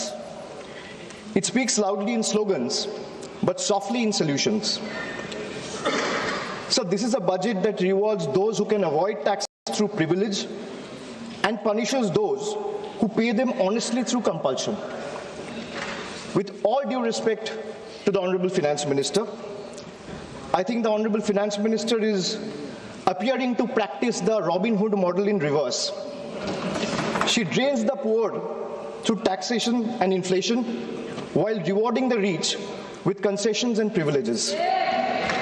Sir, even a cup of tea today comes with GST, but relief for the common man comes with condition, clauses, terms and regulation. This is not a simple tax regime. It's a maze where only the powerful knows the exit and the honest taxpayer keeps paying the entry fee. Sir, Akhilesh ji was speaking before me. He was saying, UP के लिए क्या मिला है मैं इस budget में देखना चाह रहा था। सर 85 मिनट्स का फाइनेंस मिनिस्टर का स्पीच था। Bengal was not even mentioned once.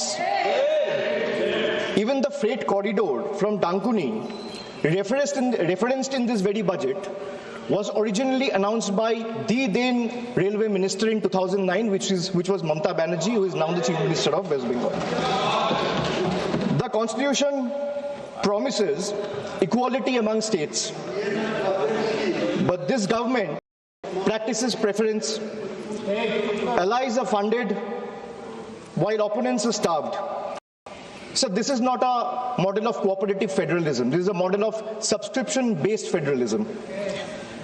So the budget and the manner in which the government chooses to function forces us to confront a truth that we as citizens have been avoiding for too long. So in November 2021, on a stage thousands of miles away at the Kennedy Center, Veer Das, a young stand-up comedian from India, spoke of two Indias. Many laughed, some were offended, few paused to listen. But what he offered was not comedy. It was a warning, a prophecy, a mirror held up to a nation standing at the edge of its own contradictions. Because I too, sir, come from two India. And I come from an India which proclaims Ek Bharat, Shresth Bharat. And I also come from an India where mother tongue becomes a marker of suspicion, where speaking Bengali makes you a Bangladeshi and eating fish makes you a Mughal. Sir, I come from a part of India that gave birth to revolutionaries and wrote courage in blood. And I also represent an India where saying Joy Bangla or singing Amar Sonar Bangla is enough to strip you and brand you a labeled Ghuspetia. Sir, I come from an India that thunders Sabka Saath, Sabka Vikas from every podium. And I come from an India where West Bengal's rightful dues to the tune of 1,96,000 crores are frozen in cold bureaucratic silence. Sir, what is withheld is not just money. What is withheld is dignity. What is withheld is constitutional promise that every Indian, every state stands equal before the union. This is not governance or federalism, sir. This is a message that you stand in line or you'll be made to pay the price. And that is the tragedy of our time. India has two faces, but that one India is being asked to kneel before the other is the truth that we all are facing today. Sir, I come from an India where the finance minister proudly declares with absolute confidence that India is the fastest growing economy in the world. And I come from another India where Bengal, after contributing 6.5 lakh crores in taxes in just last 7 years, is systematically denied its rightful share. So despite repeated requests and appeals, we have been denied employment under Manrega, housing under PM Awas Yojana, road connectivity under Gram Sadak Yojana, even basic drinking water under Jal Jeevan Mission is being stopped. So I come from an India that boasts of maximum governance, minimum government. And I also come from an India where governance means abandonment, where the poorest are forced to fight for roti kapra makan, where wages are held hostage, where houses are sanctioned on paper but erased in practice, where even drinking water becomes a bargaining chip in a political vendetta. I come from an India where farmers are stopped at the national capital with nail embedded in the roads with concrete barricades. And I also come from an India where terrorists can enter the national capital and carry out blasts killing 15 innocent people. I come from an India where we are told, and I quote, India's borders are safe and they cannot be violated. A promise that is made from the highest office. And I also come from an India where that promise lies in ruins.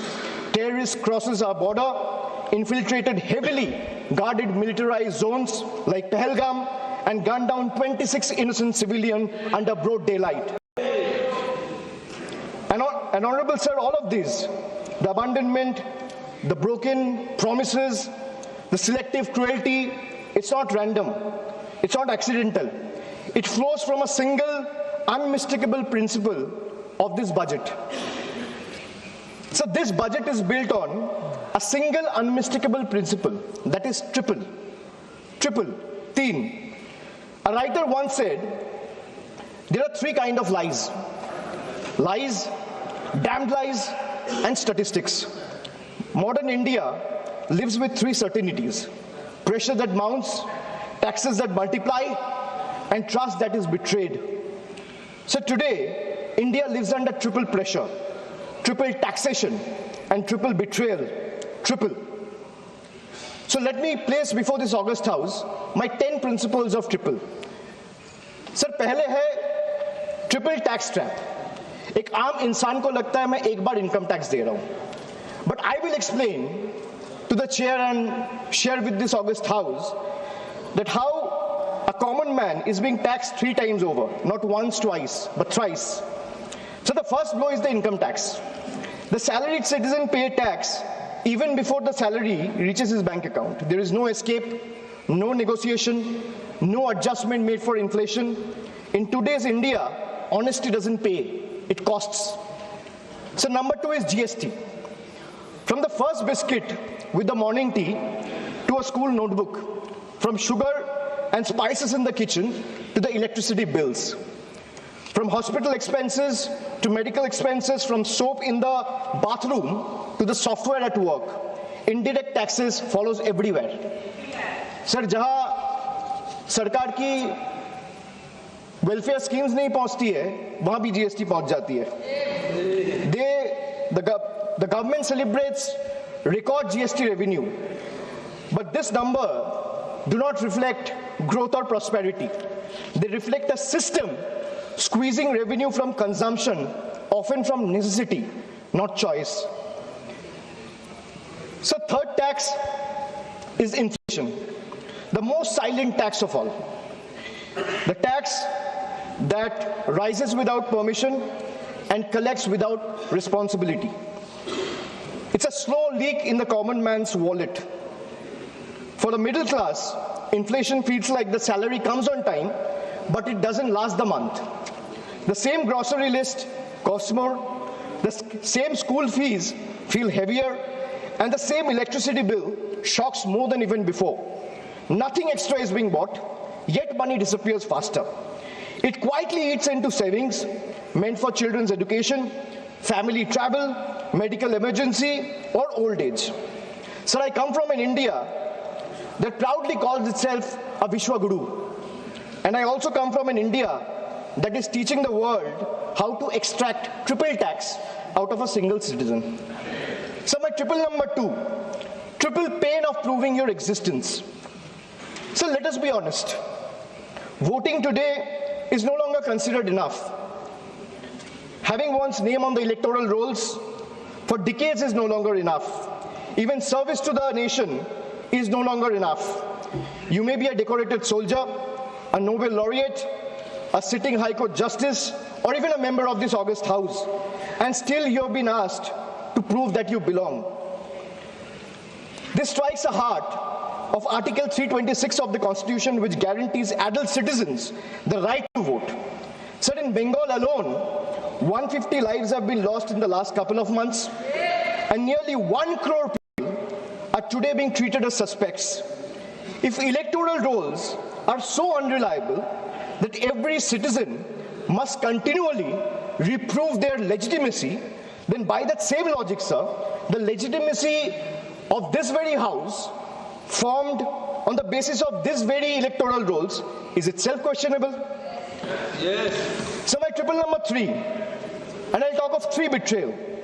First betrayal is where the global crude oil prices crash.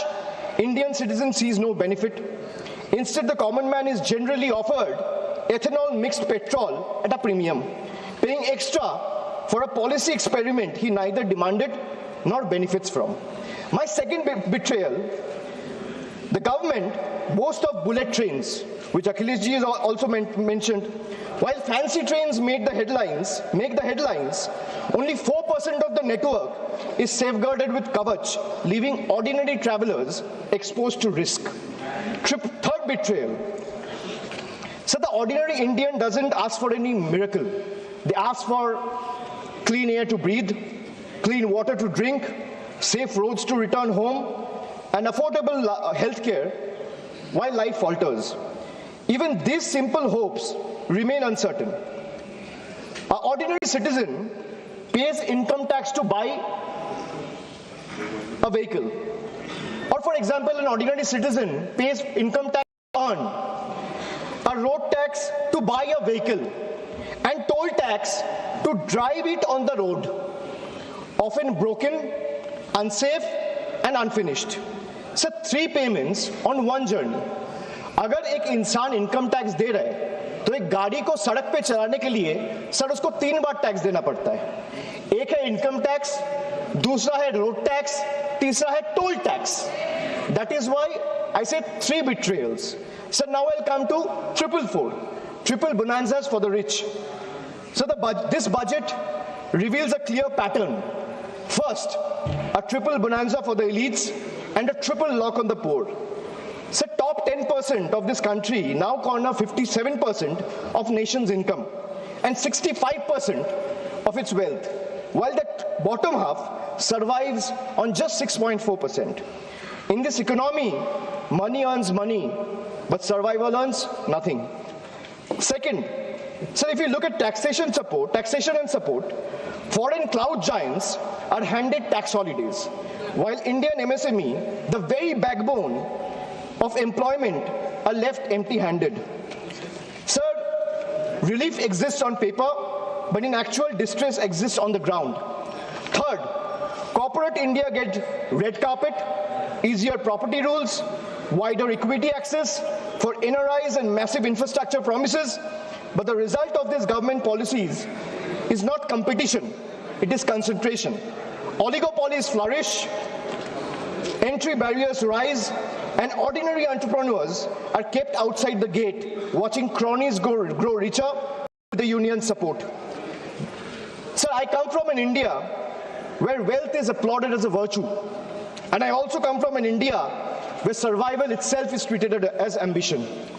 I come from an India where policy quietly opens the gates for the powerful. And I also come from an India that stand outside those gates with hands folded, backs bent, hearts heavy, and eyes raised, hoping that one day these gates will open for them too. Now my 555, farmers. So the budget completes a cycle of betrayal. Every day, nearly 30 farmers dies by suicide. Not because they failed, but because policy failed them. 5 years after the historic farmers movement, which saw 700 lives lost, the union government has still refused to legalize MSP. Promises were made at protest sites. Assurances were echoed in parliament, but delivery never followed. And now, adding salt to the injury, the government has now announced a trade deal with the United States that will open Indian markets to heavily subsidized American farm produce. The deal may benefit American farmers, but it will depress prices, destroy competitiveness, and further marginalize Indian farmers who struggle without MSP protection. So this is not a trade policy. This is an abandonment of our Annadata. Sir, I have a tweet right in front of me which I want to show or place before you. Sir, Secretary Brooke Rollins, who is the Agricultural Secretary of the United States, she said, and this is 5 days back, on the day when the trade deal was announced, she's clearly saying, new US-India deal will export more American farm products to India's massive market. In 2024, America's agricultural trade deficit with India was 1.3 billion. India's growing population is an important market for American agricultural products, and today's deal will go a long way to reduce that deficit.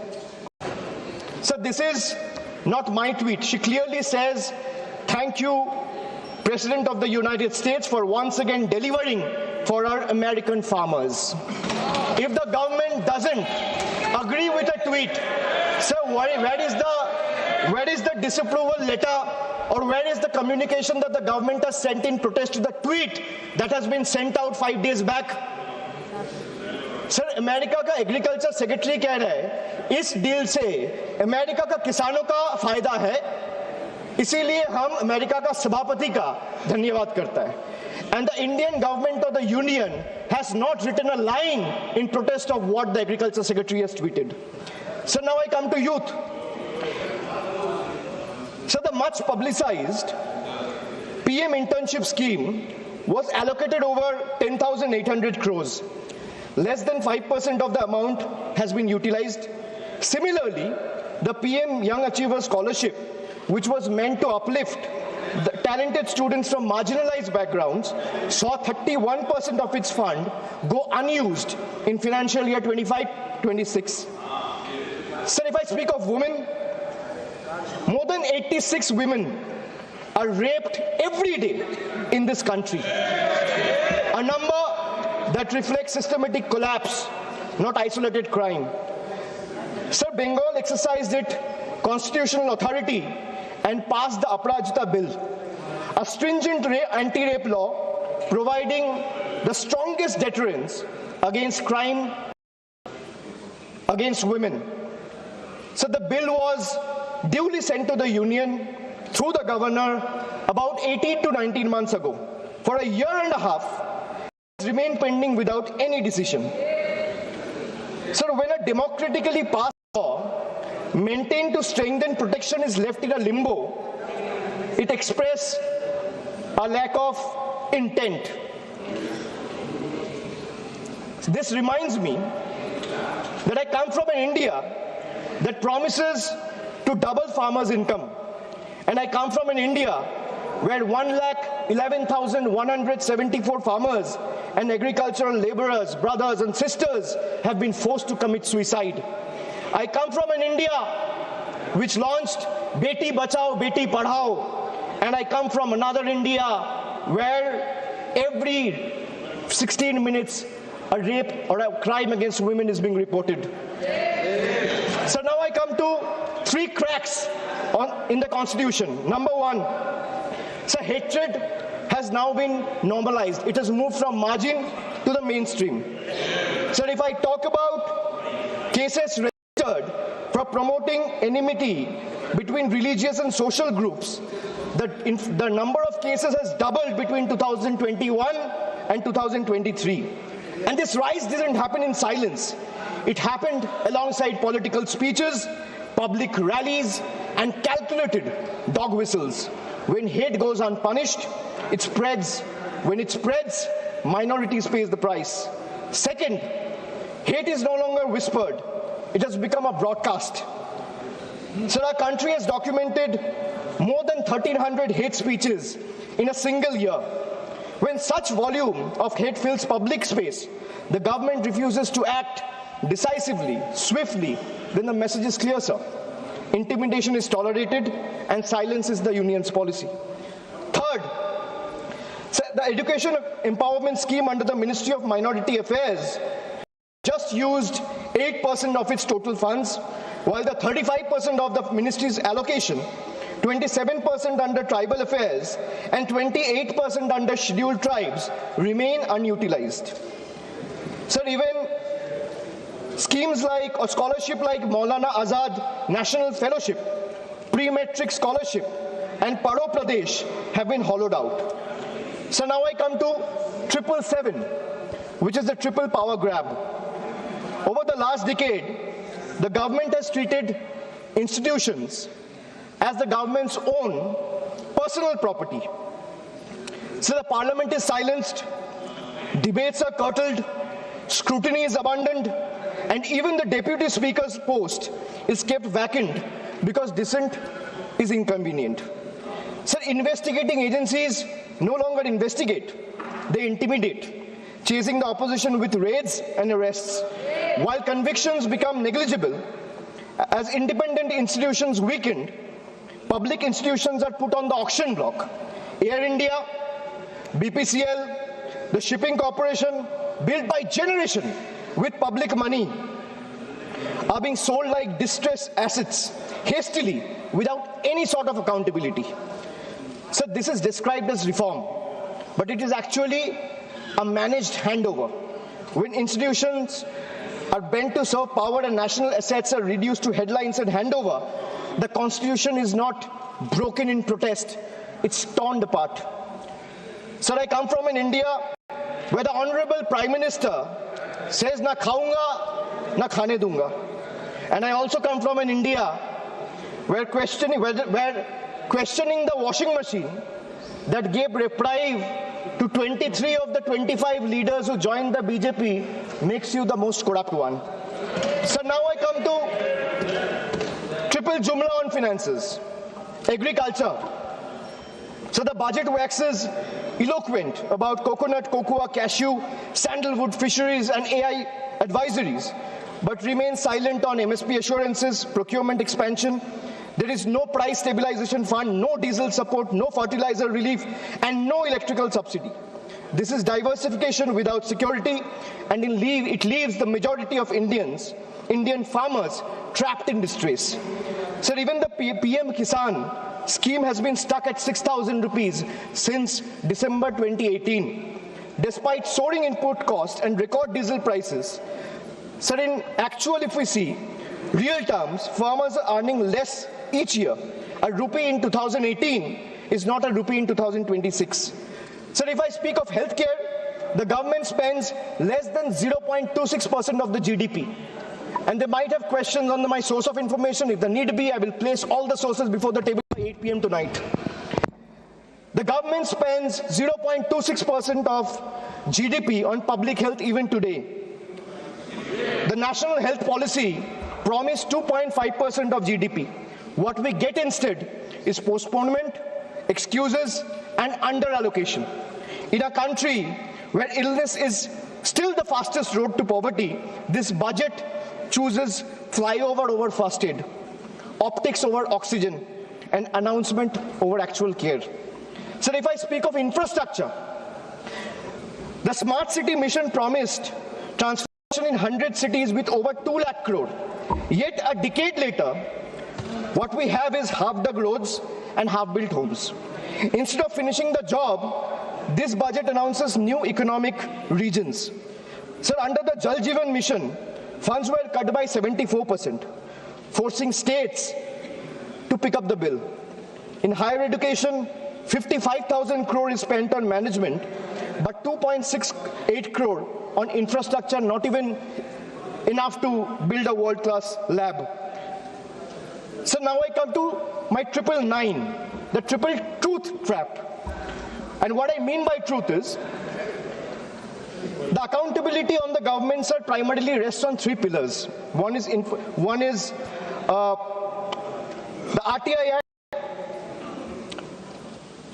But when I speak of transparency, it diluted the RTI Act by expanding personal information as a ground for refusal. Sir, if you speak of PM cares, the PMO claims it lies outside the purview of RTI because it's a private fund. A fund that is created by public authority in a public office with the money of the people is being claimed as a private fund. There's no accountability.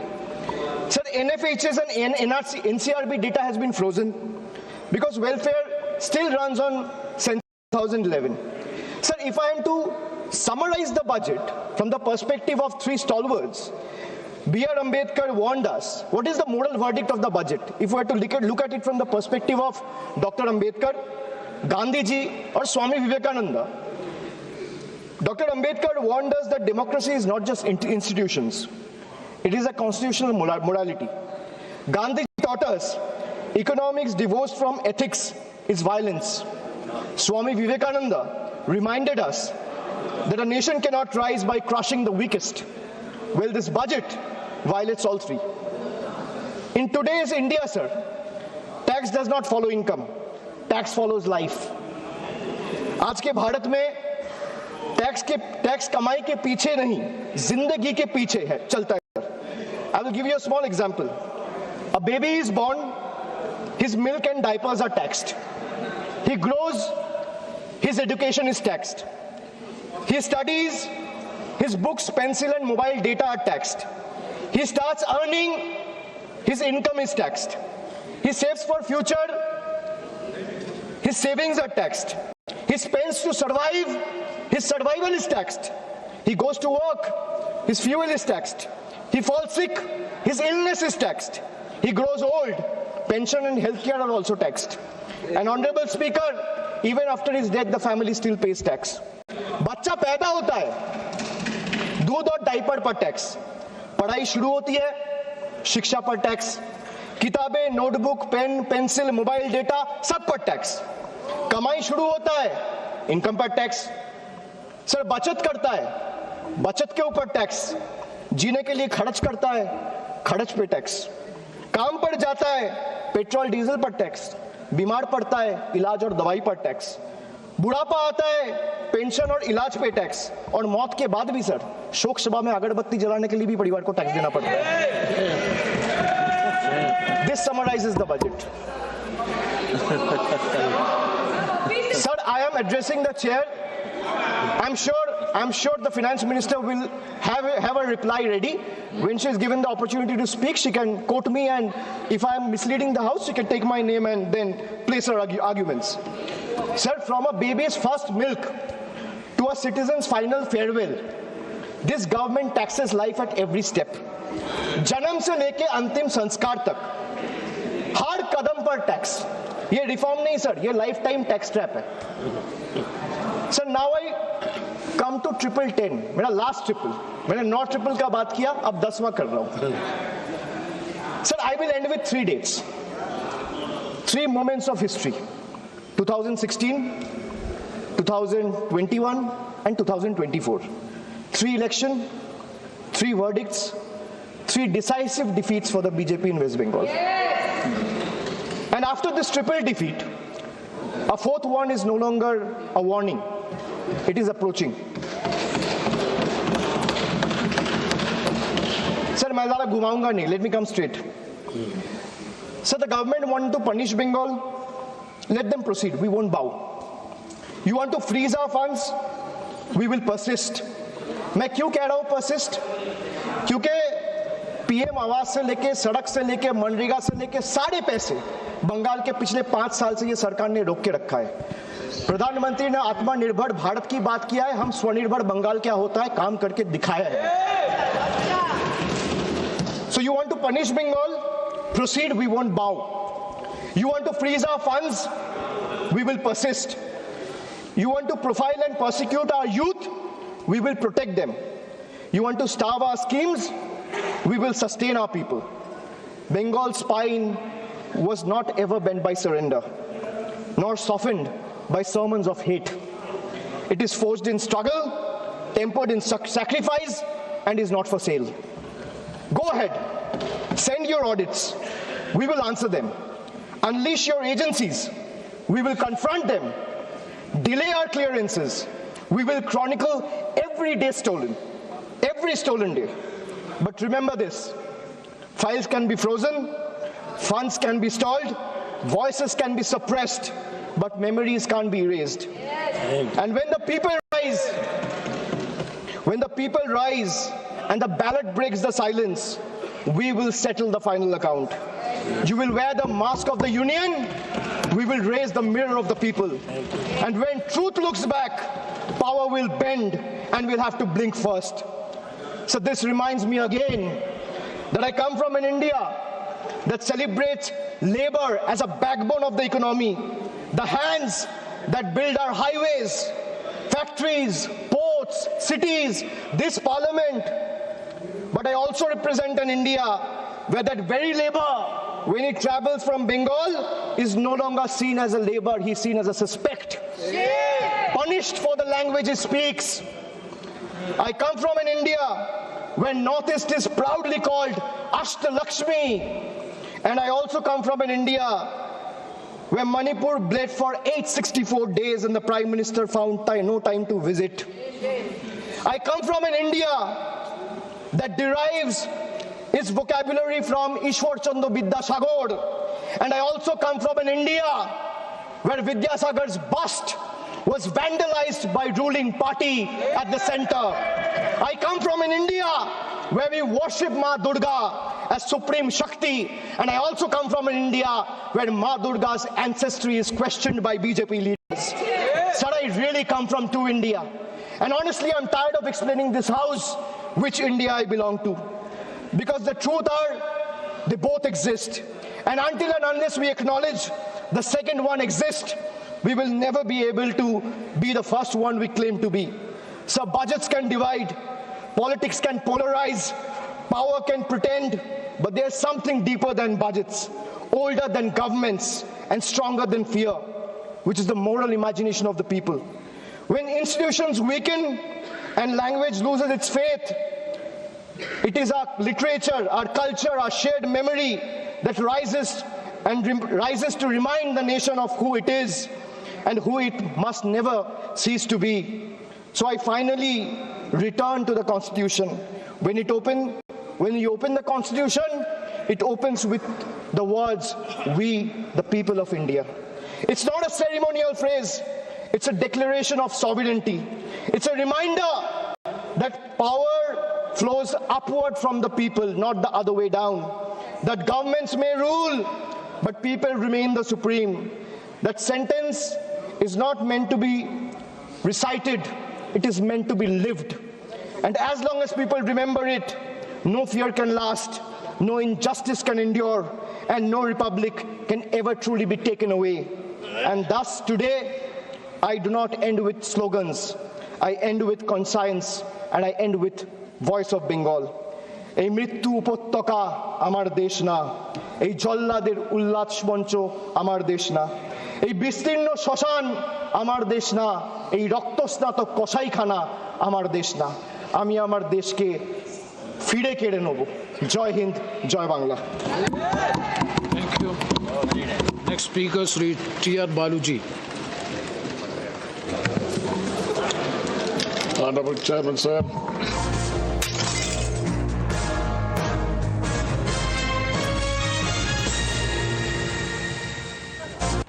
আর এবার যেদিকে নজর রাখতে হচ্ছে লোকসভার দিকে নজর রাখবো, কারণ লোকসভায় সেখানে অনাস্থা প্রস্তাব স্পিকারের বিরুদ্ধে নোটিশ কংগ্রেসের। তবে সেই নোটিশে স্বাক্ষর করেনি তৃণমূল কংগ্রেস। তৃণমূল কংগ্রেস যে সেই নোটিশে স্বাক্ষর করবে না তার আভাস কিন্তু আগে থেকে আমরা পেয়েছিলাম। আপনাদের মনে থাকবে অভিষেক বন্দ্যোপাধ্যায় তিনি গতকালই বলেছিলেন যে সেই অনাস্থা প্রস্তাবে বা নোটিশে সাইন করতে তাদের আপত্তি নেই, তবে বিজেপি বিরোধী মঞ্চ ইন্ডিয়াভুক্ত দলগুলি যৌথ বিবৃতি দিতে হবেই দাবি করেছেন তিনি, এবং তারপরে সই যেটা হয়নি, আর তাই আজ সেখানে সই করেনি তৃণমূল কংগ্রেস। তবে কংগ্রেসের আনা সে অনাস্থা প্রস্তাবের নোটিশে সই রয়েছে ডিএমকে এবং সমাজবাদী পার্টি।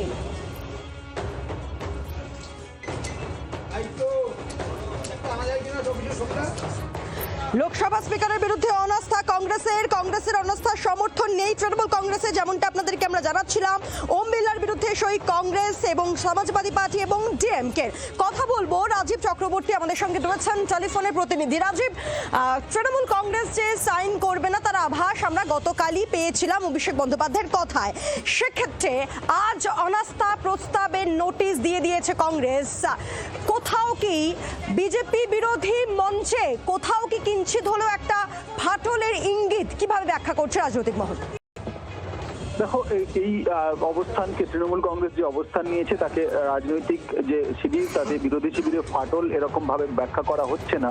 কার্যত যেটা বলা হচ্ছে যে এক্ষেত্রে তৃণমূল কংগ্রেস জাতীয় স্তরে তাদের নিজস্ব মত এবং তাদের যে অবস্থান সেটা স্পষ্ট করেছে। বিরোধী শিবিরের সঙ্গে তাদের মতের ফারাক অত্যন্ত সামান্য। বিরোধী শিবির সামগ্রিকভাবে লোকসভার স্পিকার ওম বিড়লার বিরুদ্ধে অনাস্থা প্রস্তাব এনেছে এবং সেই অনাস্থা প্রস্তাব আনার আগে তৃণমূল কংগ্রেসের প্রস্তাব ছিল যে অনাস্থা প্রস্তাবের আগে স্পিকারকে সময় দেওয়া হোক, সুযোগ দেওয়া হোক, অন্তত 3 দিন সুযোগ দেওয়া হোক। বিরোধী শিবিরের সঙ্গে তৃণমূল কংগ্রেসের বিস্তর কোনো ফারাক নেই। তাদের বক্তব্য যে স্পিকার যদি ভুল করে থাকেন তাকে শুধরে নেওয়ারও সময় দেওয়া উচিত। তার কারণ তৃণমূল কংগ্রেসের নেতারা উল্লেখ করছেন যে এক্ষেত্রে জগদীপ ধনকর তিনি কোনো কারণে সরকারের বিরাট ভাজন হওয়ার কারণেই সঙ্গে সঙ্গে তাকে ছুঁড়ে ফেলা হয়েছে, রাতারাতি তার পদ কেড়ে নেওয়া হয়েছে। সরকার বা বিজেপির সঙ্গে বিরোধীদের যে ফারাক রয়েছে চিন্তা ভাবনা সেটা প্রকাশ করার জন্য লোকসভার স্পিকারকে চিঠি দিয়ে সতর্ক করা উচিত ছিল বা তার কাছে আর্জি জানানো উচিত ছিল না তাকে সঙ্গে সঙ্গে তার বিরুদ্ধে অনাস্থা প্রস্তাব আনা। এক্ষেত্রে অনাস্থা প্রস্তাব আনা হয়েছে। তোমাকে জানিয়ে রাখি যে নিয়ম অনুযায়ী যে কোনো 2 সাংসদ সই করে অনাস্থা প্রস্তাব আনতে পারে এবং তারপর লোকসভায় সেটি পেশ করা হবে। 50 জন উঠে দাঁড়িয়ে সমর্থন করলে স্পিকার নির্দিষ্ট করবেন যে এটি গৃহীত হবে কিনা।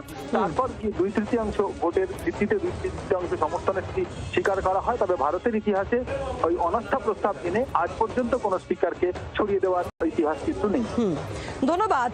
আর ঠিক এই জায়গা থেকেই তৃণমূল কংগ্রেস যে সই করবে না এই অনাস্থা প্রস্তাবে তার আভাস আগেই পাওয়া গিয়েছিল অভিষেক বন্দ্যোপাধ্যায়ের কথায়। কি বলেছিলেন তিনি শুনুন একবার।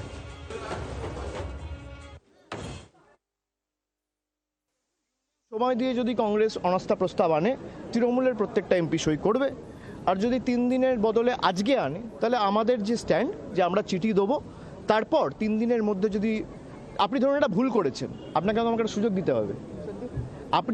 আপনি আমাকে বলুন নরেন্দ্র মোদী আর আমাদের মধ্যে পার্থক্য কি, বিজেপি আর আমাদের মধ্যে পার্থক্য কি? উপরাষ্ট্রপতিকে কথা শুনছে না বলে এক ঝটকায় সরিয়ে দেওয়া হচ্ছে। আমরা এদের মতো নই। এদের আর আমাদের মধ্যে পার্থক্যটা তো এখানেই, আমরা সুযোগ দিই। যদি আপনি উত্তর না দেন বা সদুত্তর আমরা না পাই তখন আমরা তো নিশ্চয়ই করব। প্লিজ। কেশরী আবেশে মন যোগী হলো রে, আনন্দে নেচে মন মাতোয়ারা হলো রে।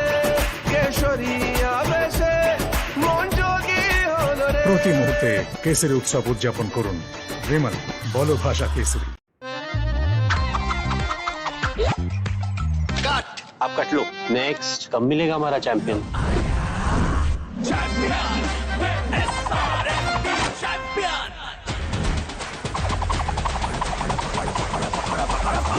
क्या पकड़ है? धाकड़ है जो कभी ना हो स्लिप वही असली चैंपियंस की ग्रिप। मिल गया। सीमेंट से पकड़ बनाए मजबूत SRMB 550D TMT बार। सेल्फी चाहिए या ऑटोग्राफ? কড়া হুঁশিয়ারি ক্যানিং পূর্বের বিধায়ক শওকত মোল্লার। শাসক দলের বিরোধিতা করলে মিলবে না সরকারি সুবিধে, শাসক দলের বিরোধিতা করলে মিলবে না আবাসের বাড়ি। শওকত মোল্লার হুঁশিয়ারি ঘিরে রাজনৈতিক তরজা। নরেনের আচরণ অকমিউনিস্ট সুলভ, অকমিউনিস্ট সুলভ বলে মনে করছে বামফ্রন্ট। চূড়ান্ত ভৎসনার মুখে নরেন চট্টোপাধ্যায়। 26 থেকে 28টি আসনে লড়ার দাবি জানিয়েছে ফরওয়ার্ড ব্লক। তথ্য সহ সাংগঠনিক ক্ষমতার প্রমাণ দিতে হবে, ফরওয়ার্ড ব্লককে সাফ জানিয়ে দিয়েছে বামফ্রন্ট। আলিমুদ্দিনের ফরওয়ার্ড ব্লকের সঙ্গে দ্বিপাক্ষিক বৈঠকে বসে সিপিএম। সূত্রের খবর, সেখানেই বামফ্রন্ট নেতৃত্বে প্রবল ধমকের মুখে পড়েন নরেন চট্টোপাধ্যায়।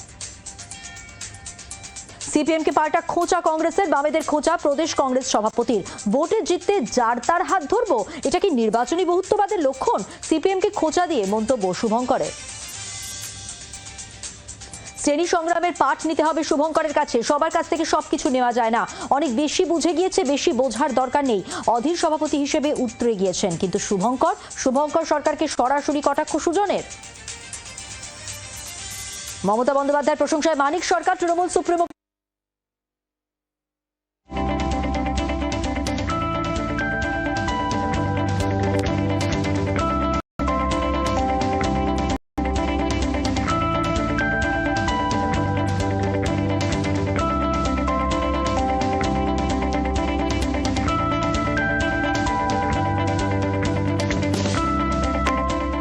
শিরোনামে এখন নিবেদন করলেন ডক্টর অর্থ আয়ুর্বেদিক তেল ও ক্যাপসুল, গাঁটের ব্যথার অব্যর্থ ওষুধ।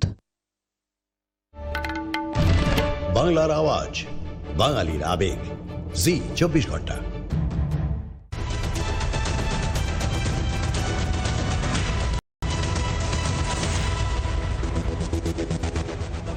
ফিল্ম বিরতির পর আবার নজর রাখবো রাজধানী দিকে। লোকসভায় অচলাবস্থা কাটাতে বিরোধী দলের বৈঠক ডেকে নিজেই গরহাজির স্পিকার।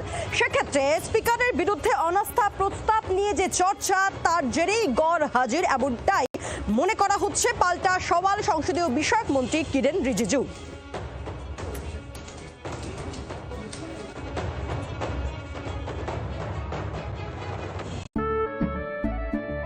কেশরী আবেশে মন যোগী হল রে, আনন্দে নেচে মন মাতোয়ারা হল রে।